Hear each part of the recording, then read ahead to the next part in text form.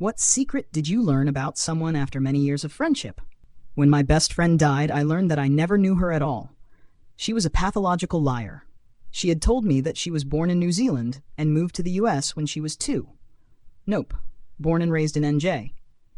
She told me her middle name was different than on her obituary. The craziest lie was that she had a younger sister who was hit by a car as a toddler and died. She had a tattoo of roses that she swore was for her little sister. There was a specific day in November every year where she'd fall apart crying, saying it was her sister's date of death.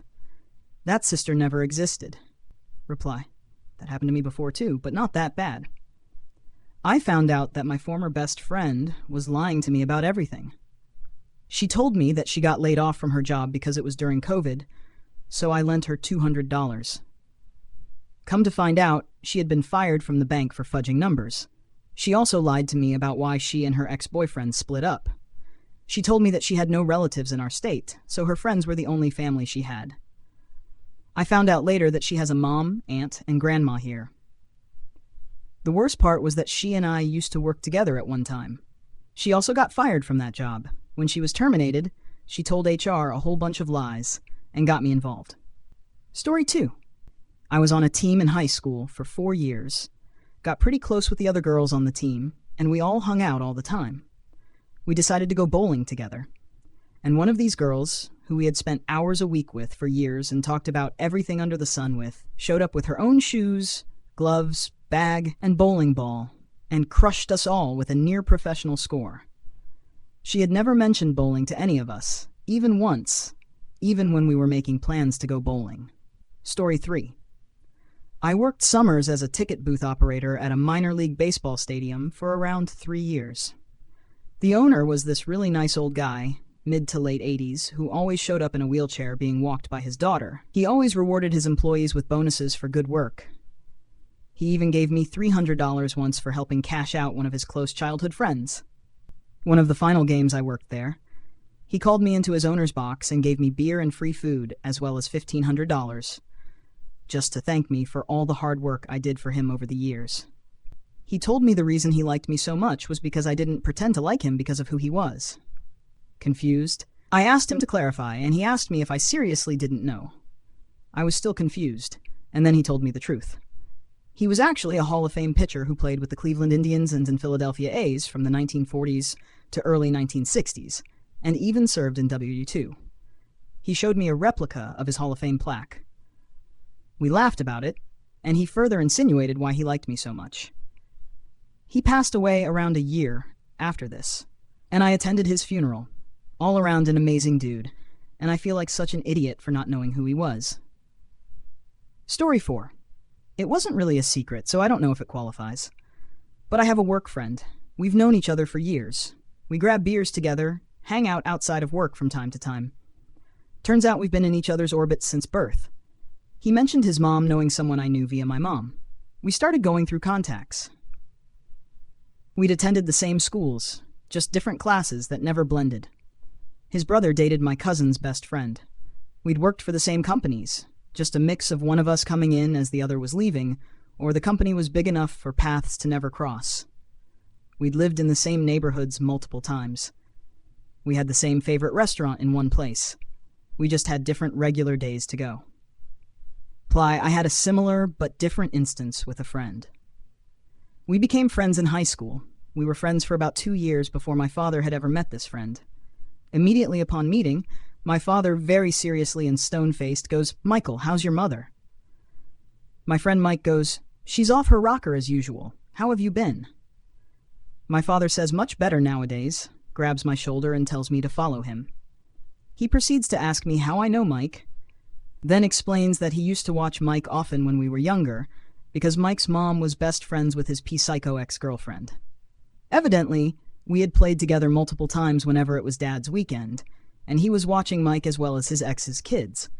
I remembered the ex's kids, but don't remember Mike at all. We stayed friends for a few years after high school, but life took us separate ways. Story 5. I found out that a longtime golf buddy of mine was a professional ballroom dance teacher in his previous years. The guy is 300 plus pounds and just didn't give off ballroom dancer vibes. My wife of 10 years used to work for Arthur Murray Dance Schools, and didn't believe he knew how to dance, so she invited him and his wife over for dinner.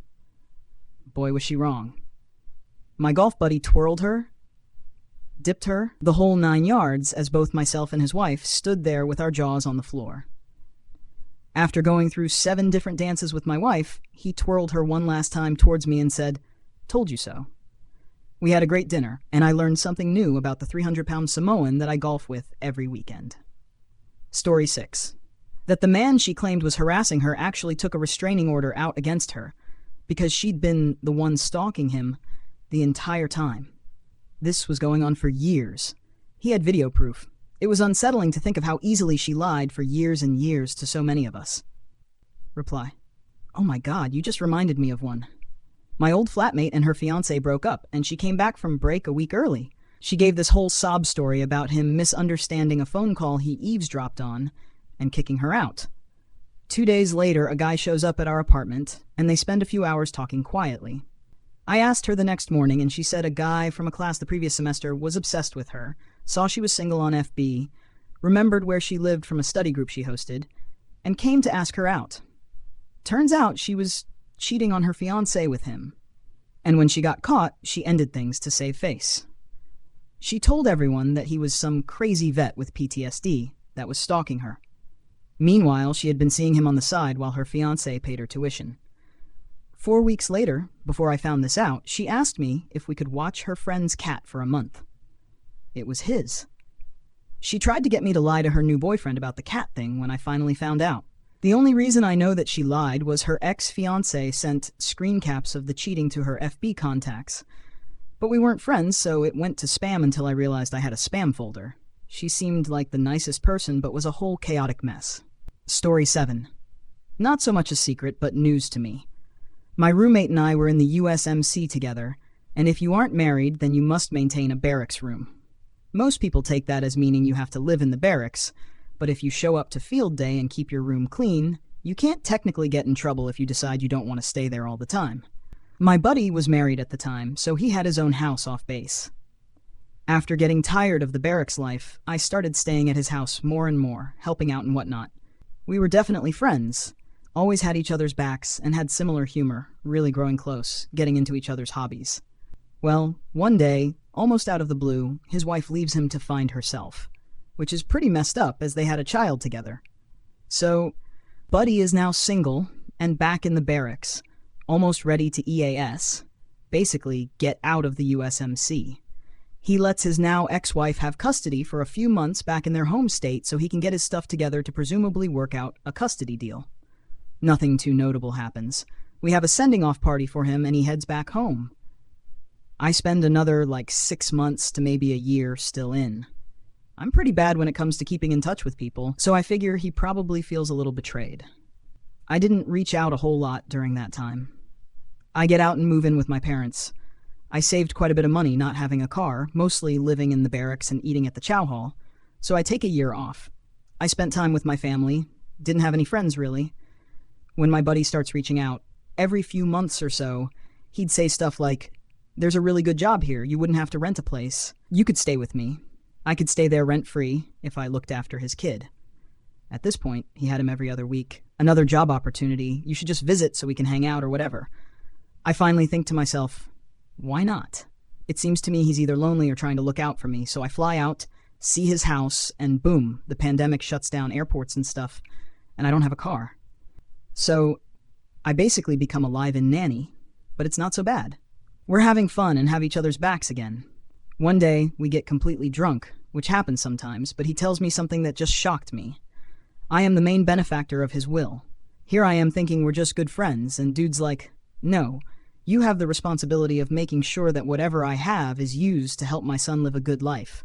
Damn, that hit me right in the feels. Edit, I had been the beneficiary of his will for a few years by the time he told me. Well, thank you so much for tuning in. If you enjoyed today's story, don't forget to hit the like button and subscribe for more incredible Reddit tales. Share your thoughts or your own experiences in the comments below. I love hearing from you all.